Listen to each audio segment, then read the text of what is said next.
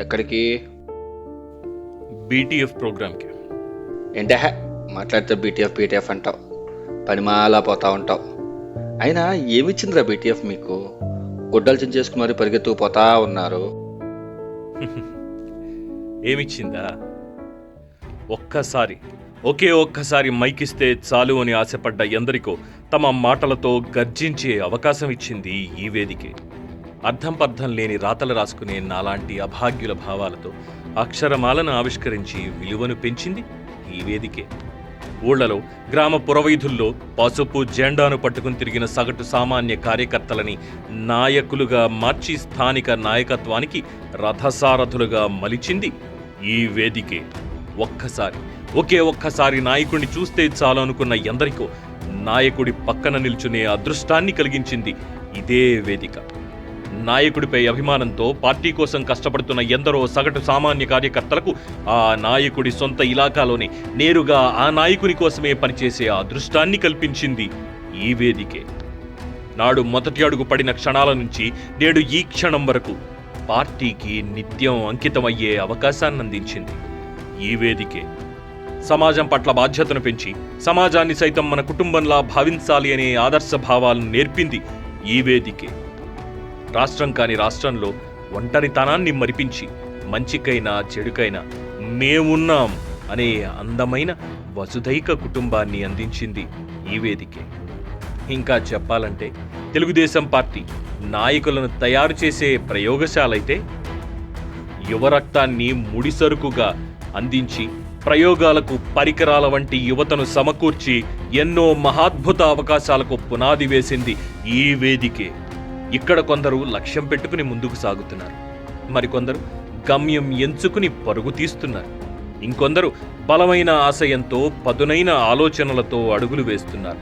అక్షరాలతో యుద్ధం చేసేవారైనా తమ వాక్చాతుర్యంతో పార్టీ వాయిస్ని బలంగా వినిపించేవారికైనా అందరికీ ఉన్న ఒకే ఒక్క ధైర్యం బెంగళూరు టీడీపీ ఫోరం. అవన్నీ కాదే, అసలు ఏం సాధించారని ఇంకా ఈ పరుగు? ఎన్నాళ్ళు ఈ గమ్యం లేని ప్రయాణం? అలుపు రావడం లేదా? విసిగి అనిపించడం లేదా? అసలు గుర్తింపు అనే లెక్కల్లో మీరు ఎక్కడున్నారో ఒక్కసారైనా చూసుకుంటున్నారా?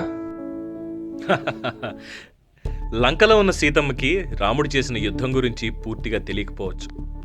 వీరాంజనేయుడు శ్రీరాముని వీరభక్తుడు అని సీతమ్మ తల్లి తొలుత గుర్తించకపోవచ్చు. కానీ సీత కోసం యుద్ధం చేసిన శ్రీరాముడు సీతా సమేతుడై పట్టాభిరాముడయ్యాడు. రామభక్తుడైన వీరాంజనేయుడు ఆజన్మంతం శ్రీరాముడికి వీర విధేయుడై నిలిచాడు. కాలం పరీక్షిస్తుంది. రాత మార్చి రాయాల్సిన అధినేత కలం సంతకం చేసేందుకు ఎందుకో సుదీర్ఘ ఆలోచన చేస్తోంది. సమయం కలిసి రానప్పుడు రాముడంతటోడే అడవులు పాలు కాక తప్పలేదు. 14 ఏళ్ల అధికారంలో ఉన్న అధినేతకే 15 ఏళ్ల ప్రతిపక్ష వనవాసమూ తప్పలేదు. అయినా అన్నీ అనుకున్నట్లుగా జరిగితే ఆ రాఘవుడి కథ అయోధ్యలోనే ఆగిపోయేది. నాకెందుకులే అనుకుని నాయకుడు సాగిలపడి ఉంటే చరిత్రలో పసుపు జెండా శకం ఎప్పుడూ ముగిసిపోయేది. సవాళ్లను ఎదుర్కొంటూ పరిస్థితులకు ఎదురీదుకుంటూ వెళ్లారు కనుకనే వారి కీర్తి విశ్వవ్యాపితమైంది. అసలు అంత తేలికైతే ఆటలో పట్టే ఉంటుంది. అనుకోగానే అన్నీ జరిగితే ఆడుతున్న ఆట ఏం మజా ఇస్తుంది? బోరు కొట్టేదు. ప్రస్తుతానికి జీవితంలో గమ్యం కాస్త దూరం అయి ఉండొచ్చు. కన్న కలలకి కనిపిస్తున్న నిజానికి పొంతన కుదరకపోవచ్చు. కానీ కట్టె కాలేదాకా ఎవ్వడి కథ ఆగదు. పరిస్థితులు విసిరే అస్త్రాలకు కూలిపోకుండా అమ్ముల పొదిలో ఆయుధాలుగా మలుచుకుని నిత్యం యుద్ధం చేస్తూనే ఉంటాం.